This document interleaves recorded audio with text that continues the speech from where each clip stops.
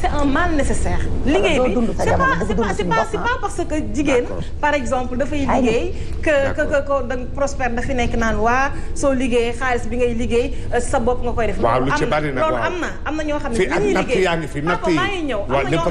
am na ñoo xam ne li ñuy liggéey yëpp dañuy xëy di ko baatare wala def di ko ci ay puukare kooku waxuma ak jigéen boobu xam nga tax waxuma ak jigéen boobu xam non du 80% xam nga tax du ma wax ak jigéen boobu du référence merci beaucoup te am na alal joo xam ne ni nga koy amee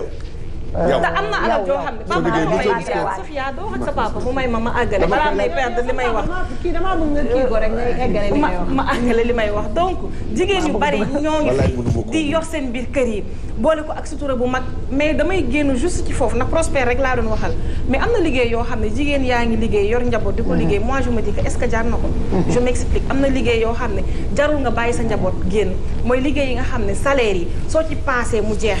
salaire bi par exemple su dee 100 000 francs yow bu dee 80 000 francs yëpp da nga ko yemale ci paas ak jënd loo lekk 20 000 francs ngay dese loolu kan ngay jariñ moi je me dis que yow tu as juste envie de sortir mais tu sors pas pour travailler. Sénégal loolu la ñuy wax da nga ne jógal rek nga dem jógal liggéey rek. moi je me dis que loolu je ne suis pas d'accord quand tu sors pour génn pour bàyyi sa njaboot bàyyi sa kër dafa war a nekk loo xam ne daf koy jar man su may génn tey jii c'est pour gagner un petit sou boo xam ne su ma ñëwee dinaa ci mën a faj yenn soxla yi mais du ma génn liggéey ba fin du mois jot su ma ci defee sama paas def ci li may lekk foofu noonu parce que da ngay jënd lekk yenn saa yi da ngay dem ba le 15 ngay leb paas et tout moi je me dis que moi je ban xam-xam loo jàng il faut nga pratiquer moi je me dis que liggéey boobu dina mës a ñëw yi dina mës a ñëw parce que dina mës a ñëw mais là entre temps tu es en train de sacrifier sa benn yaa ngi pratiquer non tu es en train de sacrifier parce que liggéey daf la war a jariñ moi je me dis que yow Sophie su la leeroon ne ngay liggéey ci benn liggéey li fin du mois jot mënoo ci sax may sa yaay dara mënoo ci jariñu mënoo ci jariñ sa jëkkër mënoo ci jariñ say doom da ngay bàyyi soo amee fulla mais on sort pas pour le plaisir de sañ sa génn mais on sort pour dem uti ji ñëw jàppale suñu ay njaboot Safia wax na ko sànq ñun au-delà de xale yi on a des parents yoo xam ne tey ji dañuy dépendre ci ñun c'est pas parce que jigéen nga ko waroo fin du mois nga yëkkati benn somme ni sa yaay wala sa papa am loolu fierté la ci moom danaan sama doom moo ma defal li fierté la ce qui fait que liggéey boobu noonu au-delà des enfants dafa nekk loo xam ne c'est nécessaire fi jamono bi toll mais am na liggéey yoo xam ne moi je me dis que jaru ko parce que yow gagné woo ci en xam-xam wala liggéey yoo xam ne gagné woo ci en xam-xam am na liggéey yoo xam ne disons imagine toi tu es en master 2 par exemple en droit nga wut liggéey ba sonn amoo tu es obligé ñu proposer la ci benn supermarché nga nekk par exemple caissière caissière waaw maa ngi ñëw damay ñëw je m'explique su ma xam-xam boobu laay wax nga nekk caissière boo xam ne da ngay liggéey de 8 heures man nañ ci xam-xam nekk ma ci am mais loolu ci xam-xam la caissière boobu mën nga cee jàng non maa ngi ñëw ngay liggéey par exemple en qualité de caissière damay wax rek maa ngi ñëw su may waxee day sew Sofia nee na ci caissière boobu papa maa ngi ñëw su may waxee su ma àggalee rek nga comprendre ma as bi may waxee waaw mën nga caa par exemple yow nga am master 2 boo xam ne li nga jàng tariwoo ko par exemple non seulement tariwoo ko mais du sax niveau yow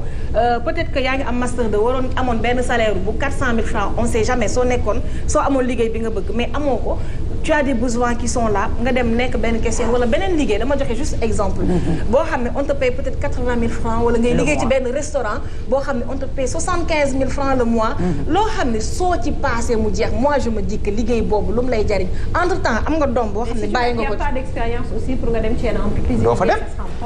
amoo expérience loolu côté boobu d'accord naa mais bu dee koo xam ne par exemple da nga am doom bu ndaw boo xam ne am na 2 mois 3 mois 6 mois quelque chose comme ça est-ce que liggéey boobu aussi jar na ko man damay wax rek sama gis-gis moi je me dis que je préfère yar sama doom plutôt que may gagner benn salaire boo xam ne su ma ci passé mu jeex est-ce que jar na ko maa ngi ñëw est-ce que jar na ko soo dëkkee en face supermarché loolu da ngaa wax li la arrangé mais la plupart du temps mën naa am sori na mën naa am yow Tëngéej nga dëkk di liggéeyee biir ville il y a des enfants yoo xam ne émotionnellement dañoo affecté parce que depuis bas âge seen parents yi waruñu leen affection il y a des enfants da nga leen di xool rek xam ni ñii dañoo manqué d'affection da nga koy xool am naa sama benn xarit boo xam ne foo ko doon fekk bi ñu nekkoon université góor la dafay bëgg di kottante genre su lay nuyu au lieu mu nuyu la normal wala mu accolade la il faut mu def la câlin affaire yi bi ma soofee ma posé ko question yow sa câlin yi lan la ngay mel ni tubaab bu def mu ni non tu n'as pas compris mu ni moom bi mu nekkee woon xale ses enfants étaient huppés et tout mais moom fàttalikuwul fu ko yaayam côté wala fu ko papaam côté wala fu ñu ko wanee benn affection câliné ko ce qui fait que loolu daf ci juddu màggee ci yaroo ci te moom da daan gis yenn xaritam yi ñuy dund loolu moom câlin yooyu noonu mu daanul am ci parents mi ñoom dañ ko doon négliger c'était important dafa dem ba màgg nag moom foo ko fekk mi ngi câliné waate pour dire que xale li muy dund temps xale bu ko négliger parce que ay défaillance mën na ko topp ba mu nekk mag xale bu manqué amour paternel soo ko gisee danga koy teel a xam xale bu am amour bu manqué amour maternel soo ko xoolee nekk mag danga koy teel a xam parce que loolu noonu dafay continuer ba nekk mag xale en général bu manqué amour paternel en général c'est des enfants yoo xam ne amour boobu dañ koy wut ci seen ay jëkkër amour bi ñu manqué seen papa dañ koy wut seen ay copains wala ñu koy wut seen ay jëkkër bu dee dañoo am jëkkëru dragon boo xam ne par exemple delloowuñu leen amour boobu ñoom ils sont tout le temps à la recherche de cet amour idem pour la mère idem pour le père ce qui fait que l'amour qu'on donne à nos enfants est très très important le fait que nga jël sa doom kott ko et tout câliner ko yooyu ñun dañuy yaakaar ne du dara ay yëfu tubaab la mais c'est des choses très très importantes donc d'accord papa mi ngi may xool d'accord léegi laisse-nous juste prendre le téléphone 88 628 89 90 88 628 28 28 su ma jógee damay dem ci papa dellu ci Prospère salaamaaleykum na téléphone bi ñëw rek bu kenn mer kenn mer ku nekk li nga wax dégg nañ ko ñoom bu kenn mer fii du guerre allo ñoom dañuy déglu téléphone bi di leen rappeler rek boo leen composé numéro yi téye leen seen ay téléphone ba pare ngeen wàññi télé wala ngeen sori ko sinon bu ñu leen jëlee mun ngeen ko bañ a xam et ça risque de vous bouffer seen crédit bi yëpp donc ñu ngi ciy insister encore une fois 88 628 89 90 allo bonsoir allo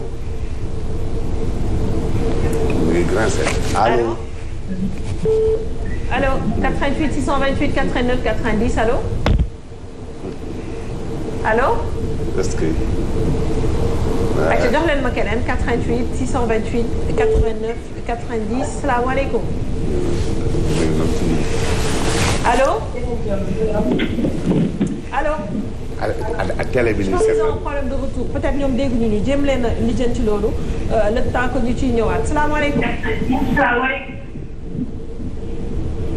allo. waa dañuy dimbali leen ñu ci. waaw ñoom ñooy xëccoo rek ñoom ñooy xëccoo. allo. allo. sëñ bi noo def. maaleykum salaam. mbaa yaa ngi si jàmm.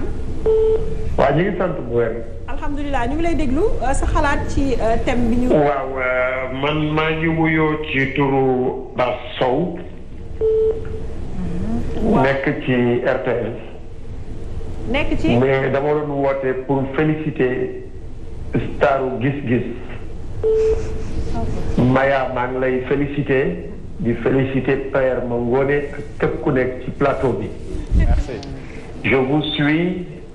Tey jii le niveau du débat c'est un débat très élevé parce que lu ñu posé comme problématique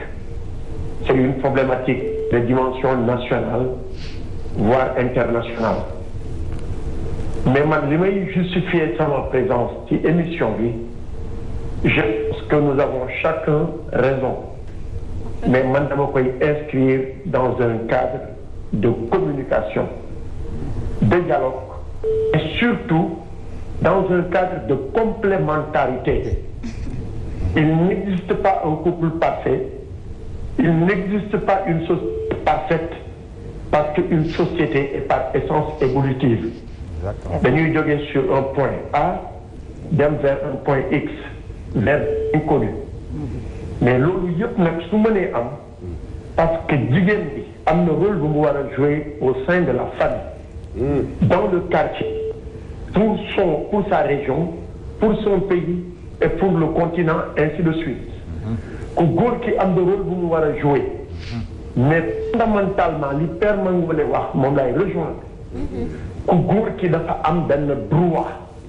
boo xamante ni moom mooy déterminer la ligne de conduite familiale. ku jigéen ki jouer rôle bi parce qu'on avait un professeur. Ibou Sané en sociologie. moo ñu xamal ni que ni dans la famille il faut que chacun joue son rôle foofu nag lay rejoindre Père Mangori mooy dafa am